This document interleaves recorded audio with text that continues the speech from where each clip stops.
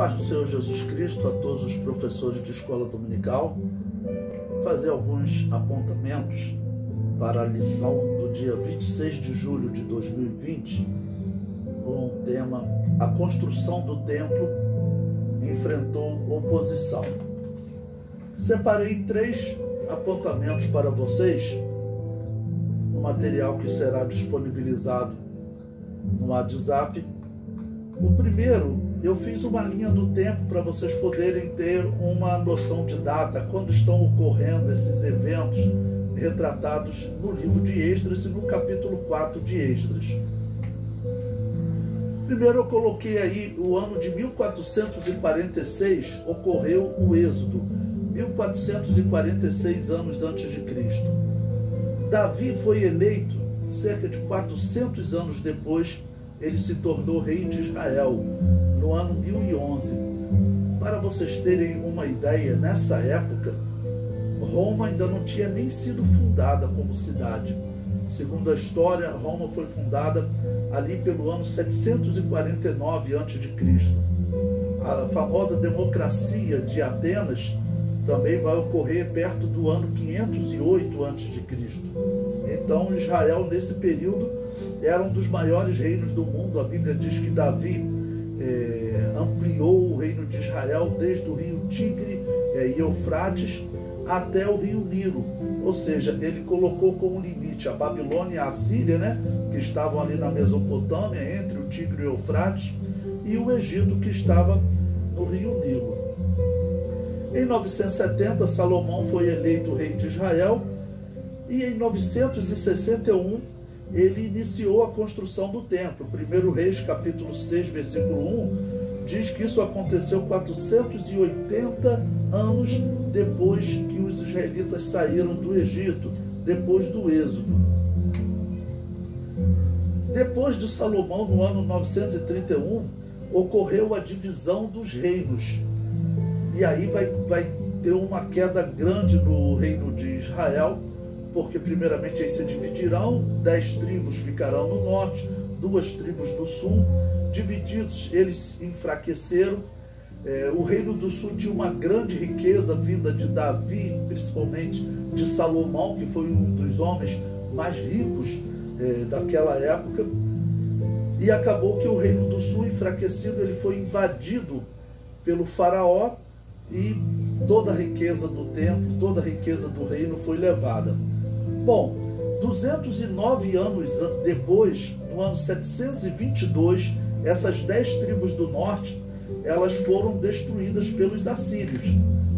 E aqui vai surgir uma mistura dos samaritanos, porque Samaria era a capital do reino do norte, que havia sido instituída por Onri, um dos reis do norte. E quando os assírios levaram cativos esses israelitas, essas 10 tribos, eles trouxeram povos pagãos para habitar no reino do norte. E assim houve uma grande mistura. Apesar da mulher samaritana dizer: nosso pai Jacó cavou esse poço, mas eles eram israelitas misturados com povos pagãos. Bom, isso em 722 a.C. Passando 20 anos, os assírios retornaram e tentaram tomar o reino de Judá. O imperador Senaqueribe cercou Jerusalém, mas Isaías orou, o rei Ezequias orou, e Deus enviou o anjo que eliminou o exército assírio. A partir desse momento, os assírios vão começar a cair como potência. Afinal, eles perderam 185 mil soldados. E o seu imperador ainda acabou morto pelos seus filhos por essa derrota humilhante. Como a grande potência do mundo estava enfraquecida, os adversários começaram a reagir. A Babilônia, que era então subjugada pela Assíria, no ano 626, ela decidiu não pagar mais tributo aos assírios. E no ano 612, os babilônios decidiram invadir a capital da Síria, que foi Nínive, e tomou a capital da Síria e se tornou a potência dominante.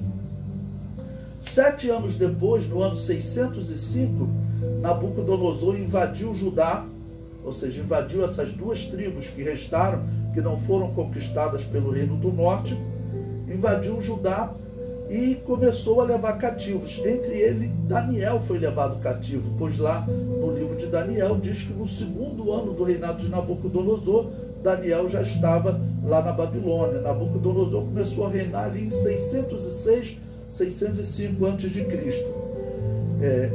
Esse cativeiro aconteceu 326 anos depois da divisão das tribos. Então, aquele reino potente, um dos maiores do mundo, agora está sendo escravo e dominado. Chega no ano 597, os babilônios fazem uma nova investida, leva mais alguns cativos. O profeta Ezequiel é levado cativo nessa investida. E em 586 ocorreu uma terceira investida, a destruição do templo e dos muros da cidade de Jerusalém. Esse ponto aqui nós vamos começar a entrar de fato na nossa lição, porque a lição trata exatamente da reconstrução desse templo que está sendo destruído aqui no ano 586 a.C.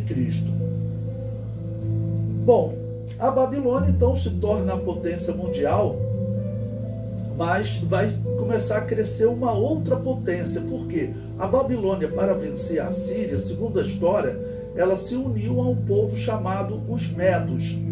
E depois a Babilônia continuou crescendo e ela se tornou a potência mundial. Os Medos, eles vão acabar por unir-se aos persas, né? Ciro, ele era o rei dos persas, ele se tornou rei dos persas em 559, e Ciro acabou por unir os medos e os persas, porque a sua mãe, ela era filho de dos medos, que foi dado para se casar com um homem da Pérsia. Então Ciro era filho de um persa com uma rainha da Média, e ele acabou por juntar os dois reinos. Em 536, o Império Medo-Persa, juntando a Média e a Pérsia, venceu a Babilônia. Você tem aqui essa história em Daniel capítulo 5, quando o rei Belsazar mandou trazer os utensílios do templo de Salomão, que Nabucodonosor havia tomado, para beber vinho neles, e fez uma grande festa, quando apareceu a mão escrevendo Mene, Mene, Tekel, Farzim, que significa pesado foste na balança e achado foste em falta. Essa foi a interpretação de Daniel. E Daniel capítulo 5 diz que naquela noite caiu o reino. Pois bem, quando Ciro se torna então o governador da Babilônia e agora a potência mundial, a sua primeira atitude está lá em Esdras capítulo 1, leia do versículo 1 ao 4, ele permite que os israelitas retornem para Canaã. E ele diz que ele faz isso porque o Deus dos céus, ele usa o nome Iavé, está registrado lá em Esdras capítulo 1, diz que Iavé lhe deu a vitória sobre todos os reinos. Segundo a história, Daniel teria mostrado a Ciro a profecia de Isaías, proferida cerca de 760 anos antes de Cristo. E nessa profecia, Isaías, está lá, Isaías 44 e 45, ele cita Ciro pelo nome. E Daniel mostrando essa profecia, então, Ciro creu e deu ordem para que eles retornassem. No ano 536, então, Zorobabel, lembrando que esse nome significa semente de Babel ou oriundo de Babel, aquele que foi gerado em Babel, que é a Babilônia, ele lidera o primeiro grupo que retorna para a Judéia, e ele vai se tornar o governador. 2 anos depois, aí Esdras capítulo 3, versículo 8, nos diz que 2 anos depois vai retomar então a construção do templo, a construção ou reconstrução. Diz Esdras capítulo 3, versículo 8. E no 2º ano da sua vinda à casa de Deus em Jerusalém, no 2º mês, começaram Zorobabel, filho de Sealtiel, e Jesua, filho de Josadaque, e os outros seus irmãos, os sacerdotes e os levitas, e todos os que vieram do cativeiro a Jerusalém, e constituíram levitas da idade de 20 anos e daí para cima, para que aviassem a obra da casa do Senhor. Então, a lição trata desse momento histórico, 534 a.C., quando eles começam a reconstrução do templo. Bom, Esdras relata no capítulo 4 que 2 anos depois houve uma interrupção na construção do templo. No ano seguinte, 533, foi interrompida a construção do templo. E Esdras capítulo 4, versículo 24, diz que cessou a obra da casa de Deus que estava em Jerusalém e cessou até o ano 2º do reinado de Dario, né? Nesse período, segundo a história, Ciro ainda era vivo, mas Ciro, ele era um imperador que estava em conquistas, em lutas. Ele, inclusive, no ano 530, cerca de 3 anos depois, numa batalha, ele é morto. Então, os israelitas vão ter que recorrer, e só no tempo já do substituto de Ciro, Dario, que os israelitas vão conseguir autorização para retomar o templo. Bom, no ano 520, quando o templo está com a sua construção interrompida, Deus usa 2 profetas, Ageu e Zacarias, para anunciar que o templo seria retomado e que ele iria ser reconstruído, sim. Os tópicos 2 e 3 desses apontamentos, eu vou enfatizar duas profecias de Zacarias, exatamente falando sobre Israel e a reconstrução do templo. No ano 516, o templo foi reconstruído. Esdras, o homem que escreve esse livro relatando a volta dos israelitas, ele só retorna para Canaã no ano 458, ou seja, ele nasceu, né, no cativeiro, que já não era mais cativeiro. Eles tinham autorização para voltar, mas nem todos os israelitas voltaram.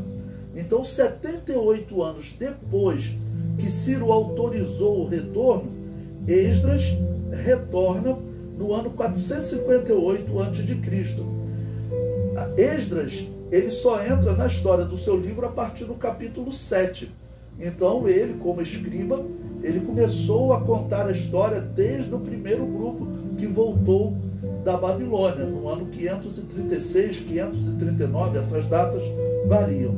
E ele agora, então, retorna com esse grupo para poder participar da reconstrução da cidade, já que em 458 o templo já havia sido reconstruído. Para concluir, em 445, ou seja, 91 anos depois do fim do cativeiro, Neemias retorna com o terceiro grupo. E em 443, os muros de Jerusalém são reconstruídos.